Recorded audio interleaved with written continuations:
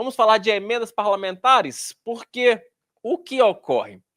Nesta semana, enfim, em virtude da cobertura ostensiva das eleições nos Estados Unidos, a gente acabou não falando com detalhes sobre a aprovação do projeto de lei que regulamenta as emendas parlamentares, o pagamento das emendas parlamentares. O projeto de lei que regulamenta o pagamento das emendas, ele abre uma brecha para um novo tipo de orçamento secreto, só que por meio das emendas de comissão, tá? Vamos explicar isso direitinho. Apesar dos autores da proposta, do autor Rubens Júnior, o deputado do PT do Maranhão, e o relator Elmar Nascimento, terem defendido enfaticamente que o projeto vai trazer maior transparência, não é isso que vai acontecer quando você lê o texto com um pouco mais de afinco. O grande problema é que nas emendas de comissão, que são aquelas destinadas aos integrantes de colegiados, como, por exemplo, comissão de fiscalização, comissão de segurança, comissão de Constituição e Justiça, o texto abre margem para que os líderes partidários decidam sobre a aplicação dessas emendas, o que já é problemático.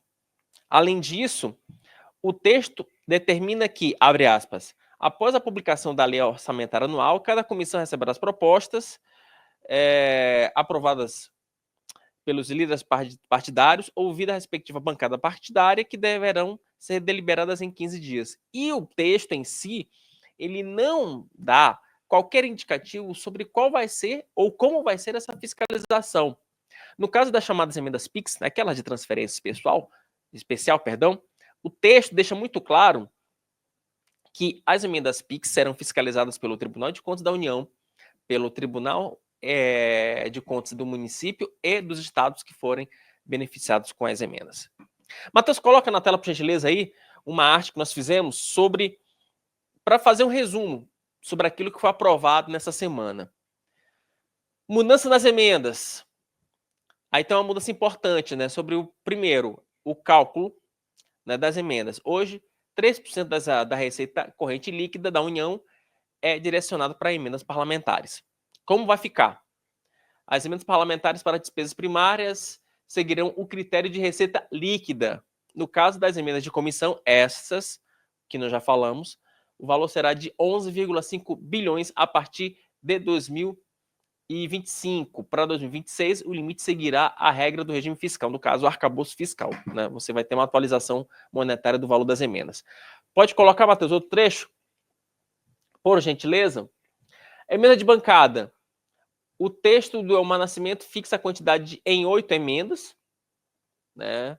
E também que a prioridade das obras será definida por meio da LDO. No caso das emendas PIX, no tipo de emenda, o dinheiro chega na conta da prefeitura e com as novas normas, o autor deverá informar o objeto e o valor da transferência quando a indicação do ente federado, no caso, Estado, DF ou município. E aquela questão da fiscalização foi aquilo que eu falei agora há pouco na abertura do jornal. Tem mais uma arte, Matheus? Essas são as duas principais artes.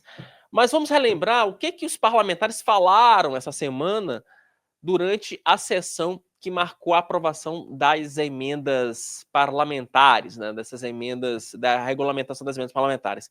Vamos ouvir primeiro um primeiro trecho do Rubens Júnior, que é o autor da proposta. Hoje, há uma decisão judicial do Supremo Tribunal Federal que trava o andamento de todas as emendas parlamentares. Todas. Por dois motivos. Primeiro, não há uma regulamentação clara do que pode e não pode, de como deve se tramitar uma emenda parlamentar. Há normas esparsas, apenas. E esta regulamentação resolve, para o futuro, a tramitação das emendas parlamentares. Há uma segunda exigência do Supremo Tribunal Federal, que seja dado publicidade das emendas do ano de 2020, 2021 e 2022. O senhor presidente da Câmara já anunciou que mais de 70% das emendas da Câmara já foram publicizadas. E o objetivo é chegar a 100%. Onde há dinheiro público, tem que necessariamente ter transparência. E isso o projeto faz. Melhora consideravelmente o nosso sistema, determinando como deve se tramitar a emenda PIX, a emenda de bancada e a emenda de comissão. O objetivo, senhoras e senhores parlamentares, é descriminalizar o uso das emendas. Tem gente que defende a criminalização. São os mesmos que atentam no sentido de criminalizar a política. Não! Emenda parlamentar ajuda muito o país. Quantas obras e ações são feitas hoje graças às emendas parlamentares? Se tiver mal feito, é caso de polícia, não é caso de política.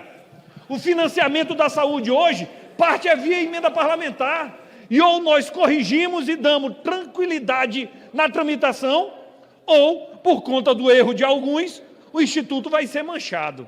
Isso nós não podemos permitir. O que a decisão do Supremo pede, nós atendemos. Rastreabilidade, transparência, não individualização da emenda de bancada. Se é de bancada, não é individual. Emenda individual é uma coisa, de bancada é outra, de comissão é uma terceira. Não tratemos igual aquilo que é diferente. E a priorização para obras estruturantes. Quantas emendas parlamentares diversos municípios receberam e ninguém viu uma melhoria? Com a obra estruturante isso muda. Se não, vejamos, ponto por ponto. Emenda PIX, como é hoje? É um PIX na conta do município. A partir de agora vai ter que ter um pré-projeto. Quem vai receber vai ter que dizer se vai ser um mercado, se vai ser escola, se vai ser um posto de saúde. Vai ter que tramitar numa conta específica, o dinheiro não cai mais na conta geral do município. Vai ter que ser acompanhado pelo Tribunal de Contas da União, porque é dinheiro federal. E vai ser dado preferência para as obras inacabadas. A obra inacabada custa muito ao povo brasileiro. Já foi gasto o recurso e o benefício não chegou a quem mais precisava. Emenda PIX, portanto, o modelo nesse projeto avança e avança bastante. Inclusive eu falei com alguns parlamentares ontem sobre essa história e o que eles me disseram foi o seguinte: Wilson, a grande verdade é que o Centrão e o governo federal colocou a emenda PIX como bode expiatório para poder passar a boiada, né? Essa que foi a verdade, né? Colocaram um bode na sala e aprovaram aí a regulamentação do orçamento secreto por meio de outras emendas. Quem criticou a aprovação desse projeto de lei no plenário da Câmara foi a líder do Novo, Adriana Ventura. Matheus, coloca por gentileza aí um trechinho da Adriana Ventura. Caros colegas, eu gostei bastante de ouvir a fala do deputado Rubens, como autor da matéria, e tem algumas coisas assim que eu fico refletindo. Porque eu queria falar especificamente da emenda de comissão, e eu gostaria de perguntar aqui, dialogando com o deputado Rubens e com o deputado Elmar, inclusive, porque as colocações que foram feitas aqui não estão escritas no relatório, né? Porque o grande problema que temos do balcão de negócio, a gente está falando da emenda de comissão, porque a emenda individual e a de bancada, algumas coisas vão continuar iguais, não exatamente melhores, mas iguais, outras coisas melhoraram, teve um avanço ou outro. Mas a emenda de comissão, aqui, quero chamar a atenção, que em nenhum lugar, e olha que eu estou olhando isso há bastante tempo, li o relatório e tudo, eu gostaria de entender, primeiro, como que vai ser a distribuição entre os partidos, ouvido as suas bancadas, eu não sei. Minha pergunta é, tentaram, inclusive, nós temos 4 deputados do Partido Novo, como é que vai ser isso? Simplesmente assim, porque isso é um balcão de negócio, todo mundo sabe. A minha pergunta é, a gente vai saber quem vai ser o autor da indicação? Porque tem um autor, que vai dar transparência na origem, deputado Rubens, eu não sei. Lá no destino, vai estar no portal da transparência, ok, isso já tem. Agora, na origem, a gente vai saber quem vai ser o autor da emenda? Quais são os critérios para definir? Você falou que a Comissão de Saúde, as comissões vão votar. Vão votar? Então vai ter uma ata, vai ser deliberado, e vai ter o autor da emenda? Porque em lugar nenhum está escrito isso. Por isso que eu estou perguntando de uma maneira muito clara. Outra coisa, como será a distribuição entre Câmara e Senado? Porque hoje nós temos 15 bi, 11 bi ficou para a Câmara mais ou menos, 10,5, né? E 4,5, 5 ficou para o Senado. Como será a distribuição entre as comissões? Porque a gente viu que teve um remanejamento e nós tivemos 5 comissões bilionárias. Como que vai ser esse critério? Limparam a Comissão de Educação, aí deram para a CCJ no Senado quase 1 bi. Então, assim, os critérios Eu queria entender, porque não tem nada a ver com comissão temática.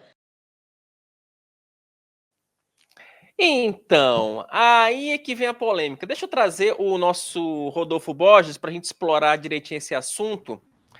Porque é o seguinte, Matheus, coloca na tela, por gentileza, nós abordamos isso aqui em O Antagonista, é um tema sensível. Página 6. Vamos entender a história, vamos para o texto. Porque quando você fala no plenário uma coisa, porque vai dar transparência para isso, para aquilo outro, não sei o quê, ok. A questão é que tem que estar na lei. E esse é que é o problema. Você precisa deixar na lei. Não adianta você colocar na justificativa do projeto, na argumentação. O que vale é o que está escrito. Página 6, Matheus, por gentileza. Essa é a 7, se não me engano. Página 6. Tá, então, página 5, Matheus. Acho que está tendo um probleminha aqui do meu... Matheus, eu estou achando que a gente está no projeto... Tá, tem certeza, Matheus, que essa é a página 6? Essa é a 5... Vamos lá, vamos para 6 aqui. Vamos lá. Deixa eu ver aqui.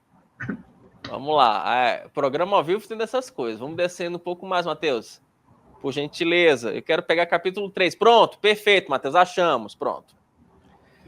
Eu vou ler com você, meu amigo, minha amiga, que está aqui ao vivo comigo. Emendas de comissão. Somente poderão apresentar as emendas às comissões permanentes da Câmara, observadas as competências regimentais. Item 1.